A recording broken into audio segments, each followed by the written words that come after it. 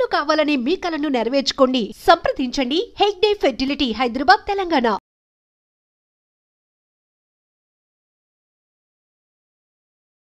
Welcome to I dream. మనం ఇప్పుడు నల్గొండ జిల్లా శాలిగౌరవరం మండలంలో మూసీ నది దగ్గర ఉన్నాం. అయితే ఒక హైదరాబాద్ లో జరిగినటువంటి దారుణ సంఘటనకు సంబంధించి ఇక్కడే ఒక మృతదేహాన్ని పాతిపెట్టారు. బోడుప్పల్లోని మేడ్చల్ జిల్లా బోడుప్పల్లో నివాసం ఉంటున్నటువంటి కిన్యా నాయక్ అనే ఓయి ఉద్యోగి, తనకి ఇద్దరు భార్యలు. మొదటి భార్య పుట్టిన సంతానమైనటువంటి మహేశ్వరి అమ్మాయి తన దగ్గర ఉంది. మొదటి భార్య విడాకులు ఇచ్చారు. అయితే 2009లో మరో భార్యని రెండో వివాహం చేసుకున్నారు. ప్రస్తుతం మహేశ్వరికి వివాహం కుదిరింది. ఆ యొక్క కట్ట కానుక కింద ఒక పెళ్లి చేయడం రెండో భార్యకి ఇష్టం లేదు. ఈ క్రమంలో కక్ష కట్టి పకడ్బందీగా మొదటి భార్య బిడ్డని దారుణంగా హతమార్చి హైదరాబాద్ నుంచి తన తమ్ముడు సిఆర్పిఎఫ్ జవాన్ సాయంతో, ఇక్కడ స్థానికుడైన తమ్ముడు సాయంతో ఇక్కడికి మృతదేహాన్ని తీసుకొచ్చి మూసీ నది ఒడ్డున పాతిపెట్టడం జరిగింది. అయితే ఏమీ తెలియనట్టుగా తర్వాత అందరినీ నమ్మించింది. కానీ ఏదో డౌట్ ఉన్న కిన్యా నాయక్ పోలీసులకు సంప్రదించడంతో వారు తమదైన శైలిలో విచారణ చేపట్టారు. 4 నెలల తర్వాత కేసును ట్రేస్ చేశారు. నిన్న ఈ మూసీ నది ఒడ్డున మృతదేహాన్ని వెలికి తీశారు. అసలు ఏం జరిగింది, ఏంటి ఇదంతా ఇప్పుడు తెలుసుకుందాం. విలువైన ఆస్తి చేజారిపోతుందనే అక్కసుతో సవతి తల్లి దారుణానికి తెగించింది. 2 వ్యక్తుల సాయంతో కూతురుని హత్య చేసింది. తండ్రి పోలీసులకు ఫిర్యాదు చేయటంతో ఈ ఘటన వెలుగులోనికి వచ్చింది. మేడిపల్లి ఇన్స్పెక్టర్ గోవింద్ రెడ్డి తెలిపిన వివరాల ప్రకారం మేడ్చల్ జిల్లా బోడుప్పల్ శ్రీ లక్ష్మీనగర్కు చెందిన పీనా నాయక్ ఉస్మానియా విశ్వవిద్యాలయంలో ఉద్యోగి.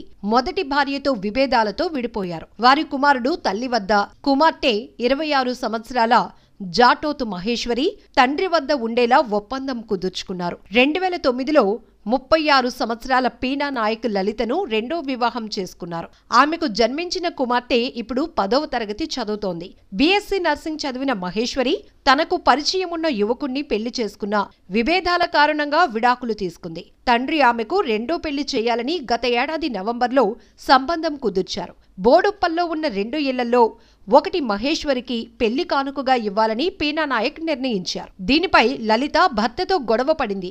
సూర్యాపేట జిల్లా కొమ్మల్ గ్రామానికి చెందిన సిఆర్పిఎఫ్ జవానుగా పనిచేస్తున్న తన మరిది 32 సంవత్సరాల బానోతు రవి సలహాతో మహేశ్వరి హత్యకు పథకం వేసింది. గత ఏడాది డిసెంబర్ 7న పీనా నాయక్ బయటకు వెళ్లిన సమయంలో రవి యాదాద్రి జిల్లా బీబీనగర్లో గ్యాస్ ఏజెన్సీ కంప్యూటర్ ఆపరేటర్గా పనిచేస్తున్న అతడి స్నేహితుడు వీరన్నలను తన ఇంటికి రప్పించింది. అప్పటికే బయటకు వెళ్లిన మహేశ్వరి తిరిగి ఇంటికి రాగానే ముగ్గురు కలిసి ఆమె మెడకు చున్నీ బిగించి హత్య చేశారు. మృతదేహాన్ని గోనె సంచిలో కట్టి వీరన్న కారులో నల్గొండ జిల్లా శాలిగౌరారం మండలం వంగమర్తి గ్రామ సమీపంలో మూసీలో పాతిపెట్టారు. పెళ్లి ఇష్టం లేక మహేశ్వరి మరో యువకుడితో వెళ్లిపోయిందంటూ లలిత భర్తను నమ్మించింది. బిడ్డ కనిపించటం లేదని ఈ నెల 2న ఫిర్యాదు చేశారు. సాంకేతిక ఆధారాల సాయంతో ముగ్గురు అనుమానితులను అదుపులోనికి తీసుకుని ప్రశ్నించడంతో వారు ఈ నేరాన్ని అంగీకరించారు. మృతదేహాన్ని శుక్రవారం వెలికితీసి పోస్టుమార్టం చేయించారు. నిందితులు లలిత, రవి, వీరన్నలను రిమాండ్కు తరలించారు. ఏదేమైనా సవతి తల్లి అత్యాసే ఆమెను జైలు పాలు చేసింది.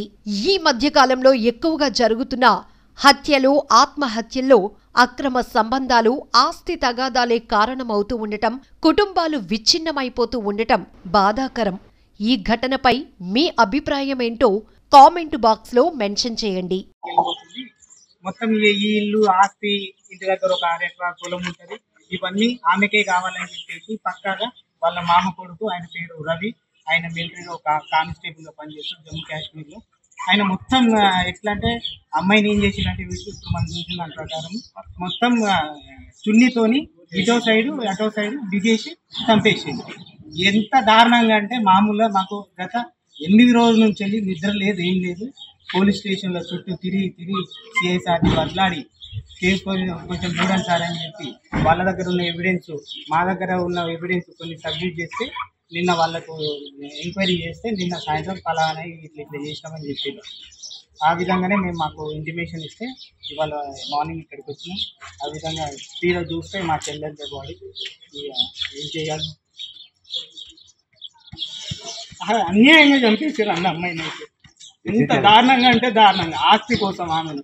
ఇందులో వాళ్ళందరూ ఉన్నారు, తప్పకుండా వాళ్ళకి శిక్ష పడాలి. చట్ట ప్రకారం వెళ్తాం, మేము అట్లేమి కాదు, చట్ట ప్రకారంగా వాళ్ళు కంపల్సరీ శిక్ష పడేటట్టు చేస్తాం.